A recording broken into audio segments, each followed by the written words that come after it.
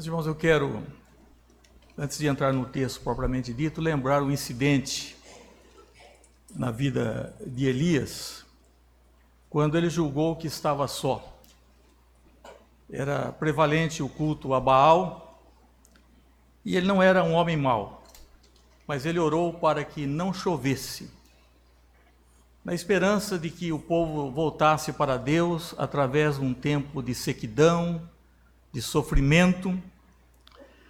Mas nós sabemos que a pessoa não volta para Deus, mesmo passando por um momento difícil, crítico, se não houver a bênção do Espírito Santo, a ação do Espírito Santo de Deus.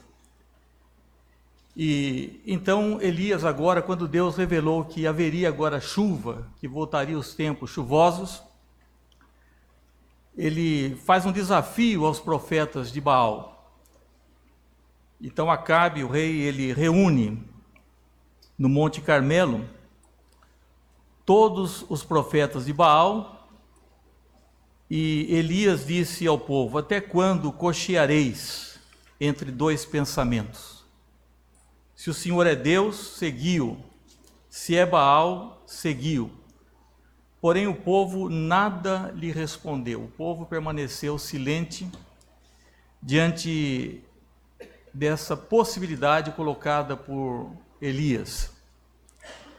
E é nesse contexto então que há um grande desafio. Os profetas de Baal foram convidados a fazerem um altar, e ali colocaram um novilho, e eles clamariam para ver se Deus se manifestaria, se o Deus deles, Baal, se manifestaria através do fogo. E eles estiveram ali clamando ao Deus Baal durante toda a manhã. E eles se recortaram com estiletes, clamaram, dançaram, e não houve nenhuma manifestação. Elias, ele não queria deixar nenhuma dúvida sobre essa manifestação divina, então agora chegou a sua vez. Ele que estava ali por perto desses acontecimentos, ele restabelece esse altar com 12 pedras, segundo o número dos filhos de Jacó, do povo de Israel. E ele diz: vocês agora coloquem água sobre esse altar. Uma vez, 2 vezes, 3 vezes, até que aquele altar ficou completamente embebido, completamente úmido, a água corria, inclusive, ao redor. E Elias fez uma oração simples. Ele disse: ó Senhor Deus de Abraão, Isaque e de Israel, fique hoje sabido que tu és Deus em Israel, e que eu sou teu servo, e que segundo a tua palavra fiz todas estas coisas.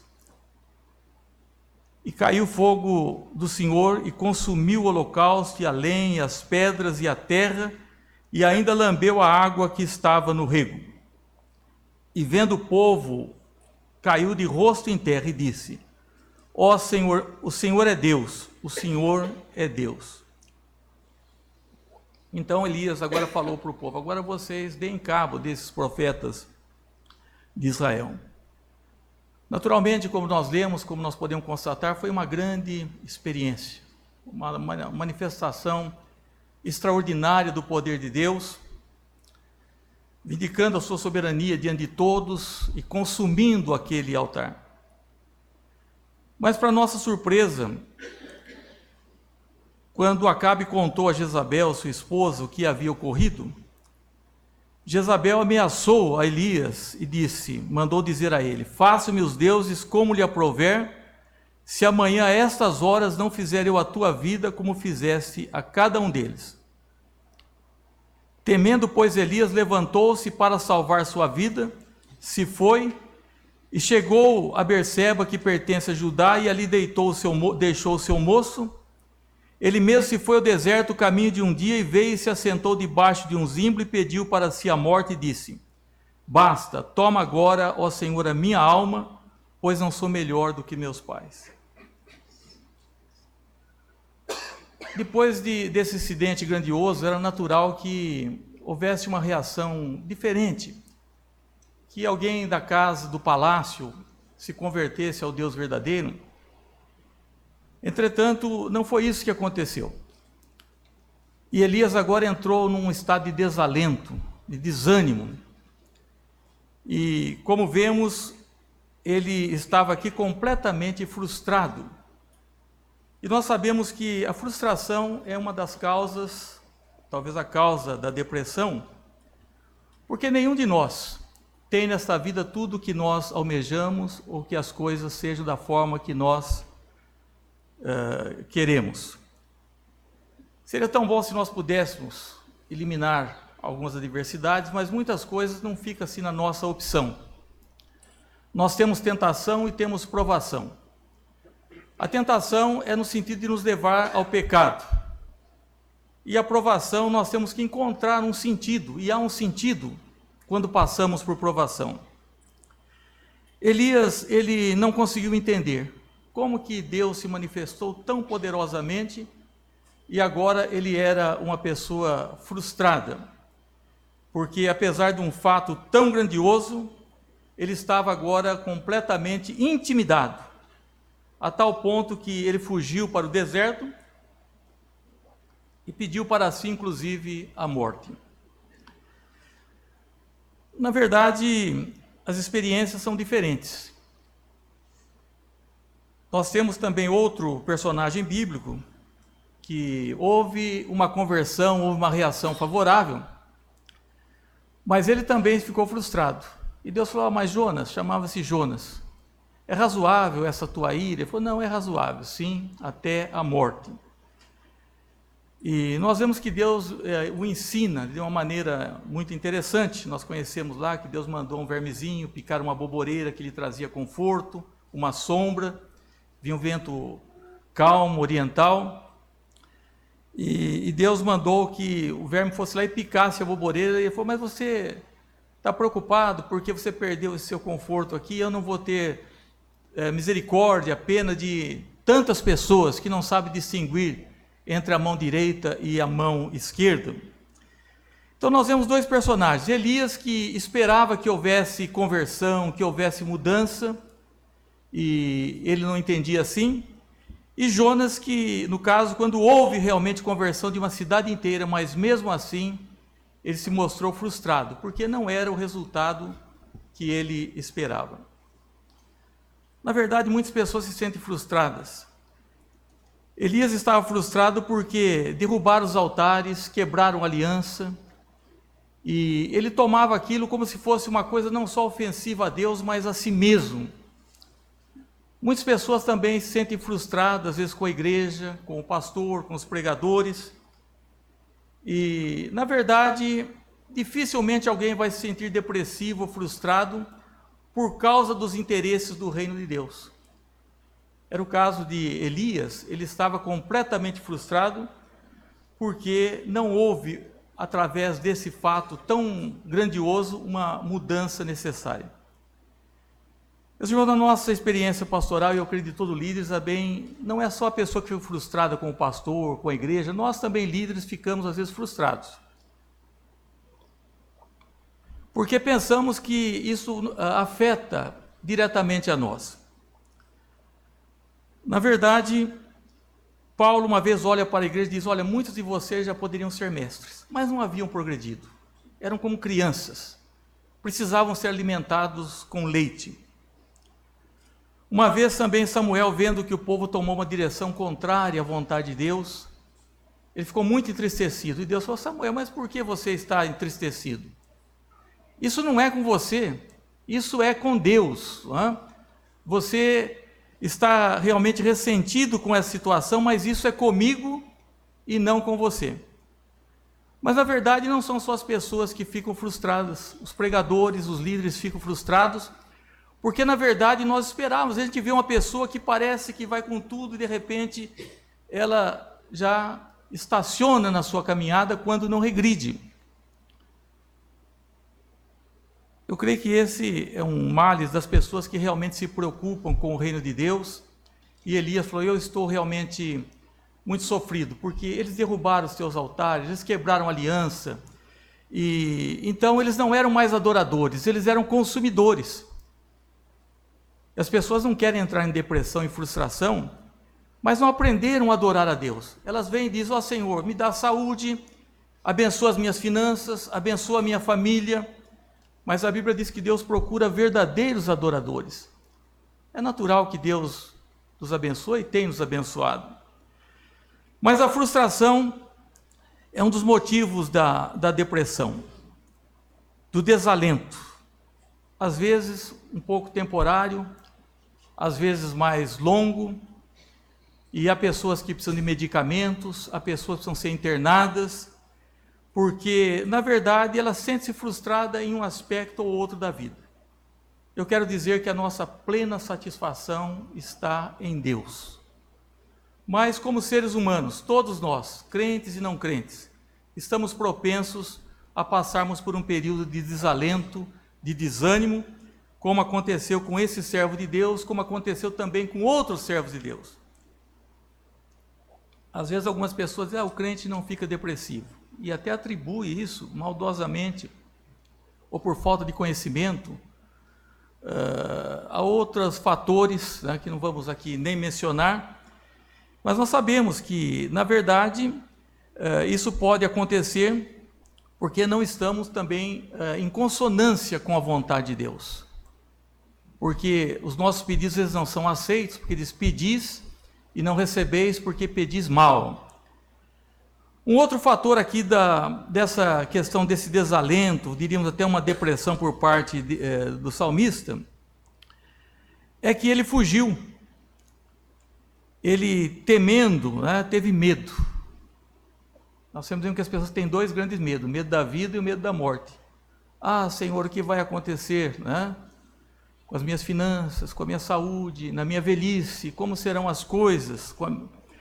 Então, ele teve medo, porque ele desviou o seu olhar de Deus, que tinha se manifestado tão gloriosamente, e começou a olhar para aquela mulher má, Jezabel. Sempre que nós tiramos o nosso olhar de Deus, nós ficamos perdidos. Muitos sentem-se ameaçados, perseguidos, uma vida sem sentido. Parece que nesse infinito, né, ele se sente tão inseguro, nesse mundo tão grandioso, tão amplo. E então o que aconteceu? Ele se isolou. Ele foi para o deserto. Eu diria que esses são os desertos da vida. A pessoa, quando entra num estado desse, ele não quer conversar com ninguém, ele não quer ver ninguém, não quer ouvir nada, e ele se tranca, como no caso de Elias, que virou quase que um bicho. Foi lá e se emburacou, ficou numa caverna, e precisou então que Deus o tratasse, porque ele estava completamente depressivo.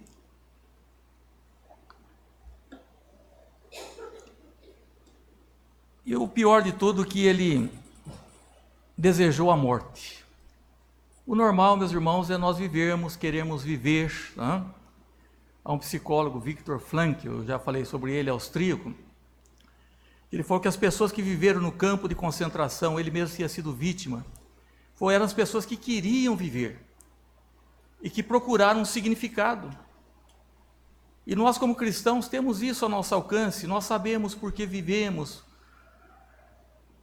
que Deus tem realmente um propósito na nossa vida. A nossa primeira pergunta do nosso breve catecismo: qual é o fim principal do homem? O fim principal do homem é glorificar a Deus e gozá-lo para sempre. E é claro que na queda, o homem falou: eu não quero saber de ninguém mandando na minha vida, eu não quero que Deus determine a minha vida, eu vou viver por mim mesmo. Então trilhou um caminho, atraindo sobre si e sobre seus descendentes todas as dificuldades que nós conhecemos. Então, nesse caminho lá no deserto, como deserto da vida, porque queria ficar só, não queria ver ninguém, não queria falar com ninguém, não queria ouvir nada. É um quadro muito conhecido.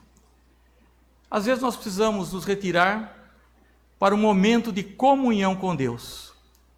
A Bíblia diz: fecha a porta do teu quarto e ora a teu pai que está em secreto.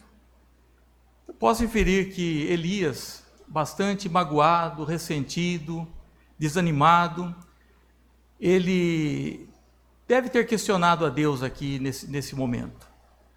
Porque o que acontece, a pessoa que tem um grande feito, ou tem uma carreira brilhante, ou um sucesso muito grande, de repente as coisas se acalmam, ele pensa na inutilidade da vida, ele diz assim, mas por que eu estou vivendo assim? A minha vida não tem sentido, eu sou uma pessoa inútil. E eu creio que todos esses sentimentos apoderaram-se de Elias, que deitou e dormiu debaixo de um zimbro.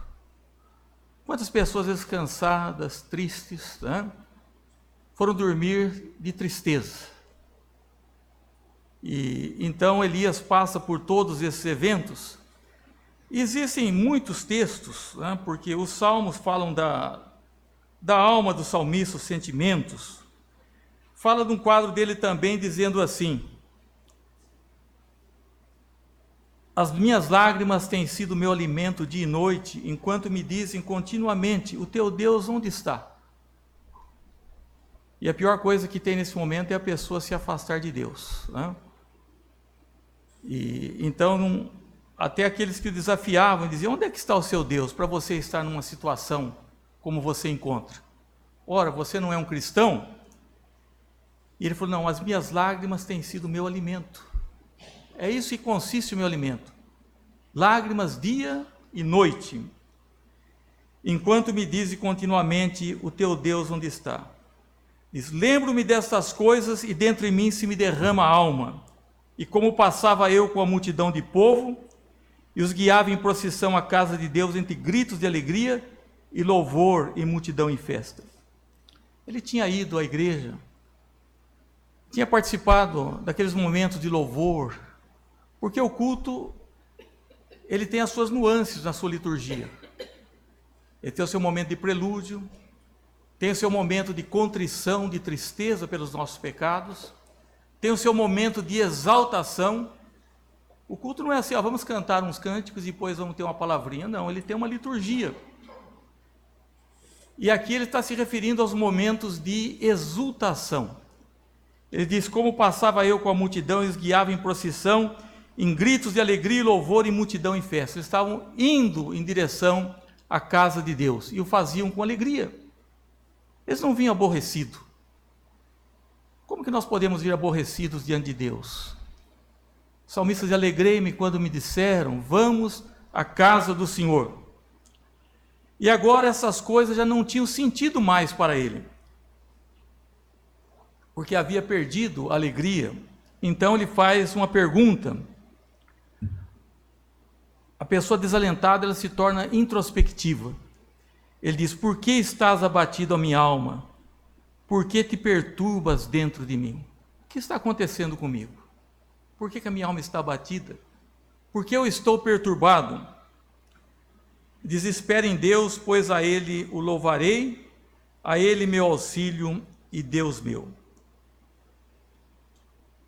Elias, que é na verdade notável, inclusive nós temos que no Monte da Transfiguração o encontro de Elias, Jesus e Moisés, que pediu para que não chovesse, não choveu, pediu para chover, choveu, mas a Bíblia diz, Tiago diz que ele era um homem sujeito aos mesmos sentimentos que nós. Essa é uma prova da Bíblia que mostra a humanidade. Nenhum de nós é um super-homem, nós somos sujeitos a enfrentarmos problemas. Há pessoas que têm uma cáscara, que se mostram sempre fortes, mas há pessoas que levam lá no seu íntimo, uma dificuldade, uma tristeza, alguns por mais tempo, outros menos tempo, e Elias estava vivendo essa situação, esses sintomas todos, de isolamento e de pedir para si, inclusive, a morte. Hoje eu fiquei sabendo da morte de mais um pastor, E alguém pergunta, mas como pode? Eu sempre digo, é um momento de descuido que Satanás conseguiu tirar a espada da mão do servo de Deus. Então ele começa a olhar não para Deus, mas para os problemas. E às vezes também, por causa de alguns outros fatores, acabam caminhando nesse sentido. E Elias, ele não sabia exatamente o que ele disse, porque basta agora, Senhor, toma minha alma, pois não sou melhor do que meus pais. Eu quero morrer, ele disse. Mas ele podia ter sido morto lá por Jezabel.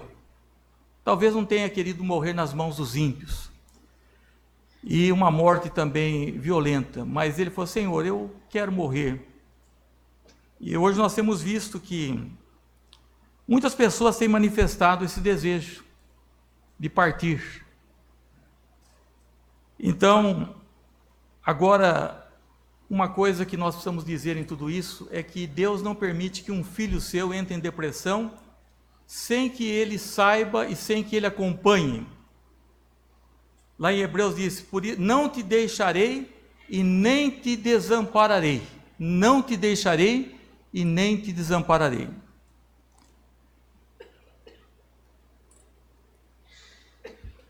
É claro que às vezes as pessoas todos têm depressão por vários motivos. No caso de Elias, como dissemos, era um zelo pela casa de Deus. E nós gostaríamos de ver isso. Pessoas que se preocupam, pessoas que não veem somente como consumidores da fé. Porque quando Jesus multiplicou os pães, as pessoas estavam ali. E quando ele faz um discurso mais duro, as pessoas vão saindo. E quando numa segunda vez ele disse, eu sei porque vocês vieram. Vocês estão aqui porque eu multipliquei os pães, vocês se alimentaram, se fartaram. Mas quando ficaram poucos, ele falou, não quereis vós ir também? Pedro disse, para quem iremos nós? Só tu tens palavras de vida eterna. Somente Jesus. Então era um tipo de desalento relacionado aos propósitos de Deus. E Deus teve misericórdia do seu servo. E eu creio que as pessoas que colocam o reino de Deus em primeiro lugar têm uma bênção especial. O próprio primo de Jesus, João Batista, chegou um momento depois de tantas lutas, que ele mandou perguntar a Jesus se Jesus era ele mesmo ou deveria esperar outro. Era uma dúvida. Mas Jesus não censurou a João. Pelo contrário. Ele falou, o que vocês foram ver no deserto? Vocês foram ver um caniço agitado pelo vento? Porque muitas pessoas são assim, são levados por quaisquer ventos, por quaisquer circunstâncias. João Batista não. Dos nascidos de mulher, ninguém maior que ele. E ele mandou dizer a João Batista sobre os sinais, confortou aquele seu primo e servo de Deus. E no caso de Elias, nós vemos também como Deus o trata miraculosamente. Ele está dormindo em desalento, mas quando é acordado por um anjo, ali está uma botija de água, pães cozidos sobre brasa, e ele se alimenta e pede para ele alimentar-se novamente, e pede para ele caminhar. E ele andou 40 dias e 40 noites, que é o dízimo do que o povo andou no deserto, dos 40 anos do deserto. Caminhar é uma coisa que faz muito bem, não é isso exatamente o sentido do texto, mas eu lembro que a pessoa que anda bastante, que se movimenta, que se alimenta adequadamente e que busca em Deus, ela tem vitórias, ela pode ter muitas vitórias significativas sobre a depressão, sobre o desalento. E Deus tratou o seu servo fisicamente, e permitiu, ele agora tinha posado numa caverna como se fosse um bicho, Deus falou, mas o que você está fazendo aí, Elias? Sai daí para a gente conversar. Então, ele disse a Deus, olha, eu tenho sido zeloso pelo Senhor dos Exércitos. Essas queixas, Deus permite que nós falemos, é aquilo que às vezes se chama de catarse, a pessoa colocar para fora, Não precisa pôr no Facebook. A gente está pondo no Facebook, estou me sentindo isso, me sentindo alegre, tudo bem, né? Mas tem alguns ficam até rindo dessa situação. A Bíblia, nós temos que falar com Deus, ou com uma pessoa que não seja curiosa, fuxiqueira, uma pessoa já experimentada, uma pessoa também que não procure se contentar com a desgraça alheia, porque tem gente que gosta de desgraça, mas uma pessoa realmente sensível, uma pessoa sincera, que possa nos ouvir e orar conosco e guardar, se for realmente necessário de contar alguma coisa. Deus permitiu que o seu servo se revigorasse fisicamente e externasse aquilo que estava na sua experiência.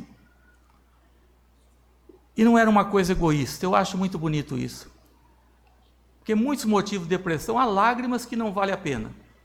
Há lágrimas que não valem a pena.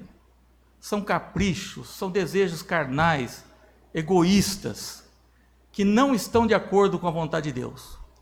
Grande parte desses sentidos não estão de acordo.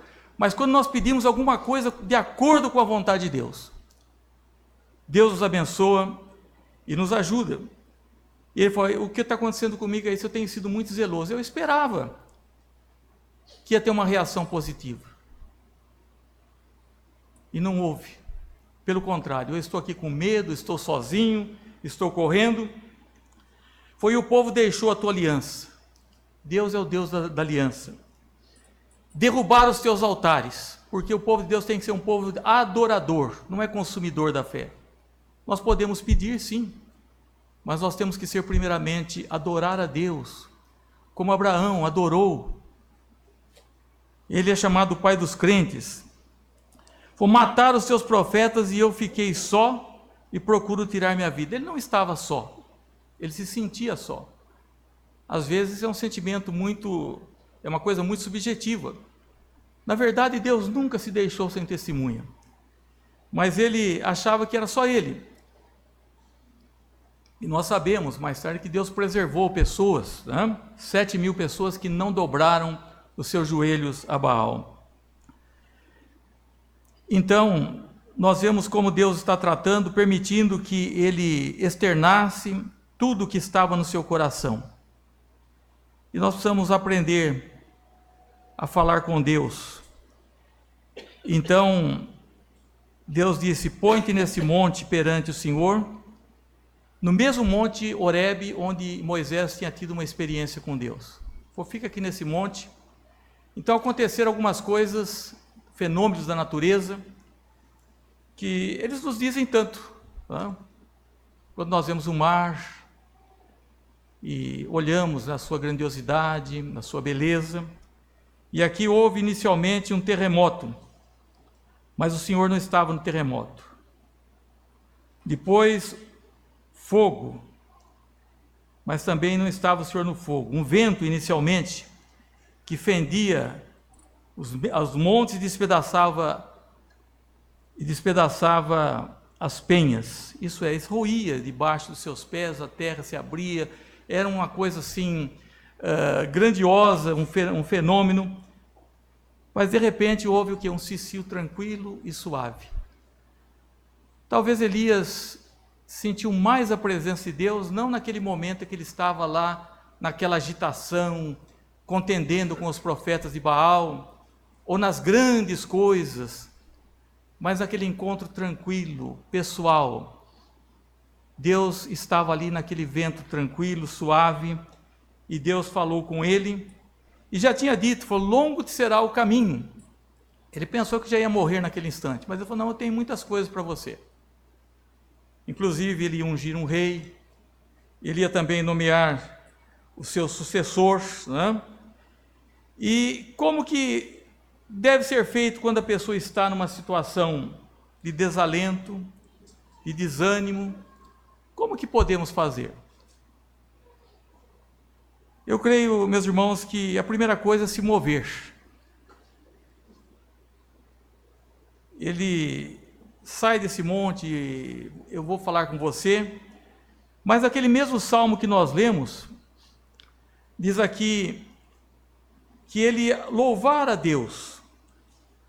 Ele tinha até a alma batida, mas ele disse, contudo, o Senhor durante o dia me concede a sua misericórdia, e à noite comigo está o seu cântico, uma oração ao Deus da minha vida. Então nós vemos recursos do salmista, a oração e o louvor. Espera em Deus, pois ainda o louvarei. Espera em Deus, pois ainda o louvarei. E o salmo conclui dizendo, por que estás abatida, ó minha alma? Por que te perturbas dentro de mim? Espera em Deus, pois ainda o louvarei, a Ele meu auxílio e Deus meu. Então, não é para ficar parado, não é para entrar numa cova como se fosse um bicho. Eu saio para fora, abro o coração. Se for realmente um motivo pecaminoso que está te levando ao desalento, confessa os seus pecados, arrependa-se. E se for também um motivo de zelo pela causa de Deus, o que é muito raro, porque vai rareando hoje as pessoas comprometidas. No nosso país, as escolas dominicais estão minando, estão acabando pelas estatísticas. Muitas pessoas jamais compareceram a um culto de quarta-feira. Muitas pessoas não pensam realmente no trabalho da evangelização, do discipulado, em promover a glória de Deus. Vai rareando cada dia esse interesse. E o problema de Elias era esse. Ele falou: eu sou zeloso por Deus. Mas eu olho e eu vejo que parece que somente eu, ele disse. Não era somente ele. Deus tinha conservado mais. E Elias, então, tem que entender que Deus também quer que nós saibamos os nossos limites, que nós tenhamos também sabedoria. Tem pessoa que a gente fica sempre preocupada para empurrar um pouquinho mais, tem outros que a gente tem que segurar, né? Porque, na verdade, nós temos nossos limites. Elias estava cansado fisicamente, emocionalmente, estava com medo, estava com fome. Quando nós estamos com fome, nós ficamos bastante irritados. Ele falou: não dá mais. Mas Deus não permite que aqueles que realmente buscam o seu reino em primeiro lugar cheguem numa situação sem que Ele esteja presente, sem que Ele se manifeste. Como diz: eu não vou te deixar, eu não vou te desamparar. Você se alimente, você se cuide, você coloque para fora isso que está realmente, coloque diante de mim, não precisa contar no Facebook, coloque diante de Deus. Facebook, meus irmãos, e essas coisas tem sido um tempo de extrema solidão. Nunca nós tivemos um tempo de tanta comunicação pelas mídias e de tanta solidão, de tanto sofrimento. Nós precisamos realmente estar juntos, orar, conversar. E eu creio que é importante isso, duas coisas: se mover, não fique parado. Longo será o caminho, vai, volta pelo mesmo caminho. Você vai ungir rei, você tem tarefas ainda para ser feitas. Não é o dia que nós queremos, que nós estamos fracassados, o dia que nós pedimos, mas é o dia que Deus tem realmente reservado para o nosso encontro.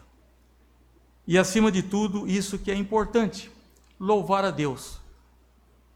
Nós vemos Paulo e Silas na prisão, mas eles estão louvando a Deus, né? E romperam-se ali os grilhões. Sempre acho que é errado aquele livro tão antigo, o nome é O Louvor que Liberta, né? É Deus quem liberta, mas o louvor realmente é dado a Deus. Mas é preciso movimento. Se a pessoa se entregar, né? Só ficar dormindo, não quero nada com a vida, Senhor, tira a minha vida, estou cheio de lamúria. Não, Deus trata com os seus filhos e Ele nos dá força, Ele nos encoraja. E depressão dá em todo mundo, dá em pessoa muito crente como foi Elias, e dá em pessoas que parece que vão indo bem na vida. E a gente assusta, porque tem bom emprego, tem boa renda, tem tanta coisa. Eu sei que há muitos fatores de ordem física, de base física, né? Problemas de hormônios, mas mesmo essas pessoas podem ser muito ajudadas através da fé, e há muitos casos que são realmente fruto do pecado, está interligado também, e a Bíblia diz que a oração da fé salvará um enfermo, e as nossas enfermidades não são somente físicas, são emocionais. Nós estamos vivendo um tempo terríveis, e mesmo nossas enfermidades físicas, muitas delas também têm uma origem emocional, né? Então, meus irmãos, nesse período de desalento, de esgotamento, de desânimo, nós temos que confiar no nosso Deus. Não só no Deus que fez aquela maravilha, aquela manifestação, mas o Deus que trata conosco pessoalmente. que diz: põe-te aí, eu vou te falar com você, o que está acontecendo, e nós vamos nos mover, e nós vamos louvar a Deus, e dizer: por que estás perturbada minha alma? Espere em Deus, pois ainda o louvarei. Se Deus tivesse ouvido aquela oração insensata de Elias, naquele dia teria sido morto. Mas nós sabemos ainda que ele foi arrebatado num redemoinho, né? Uma carruagem de fogo passou e ele foi levado, porque Deus cuida dos seus filhos. Que Deus os abençoe.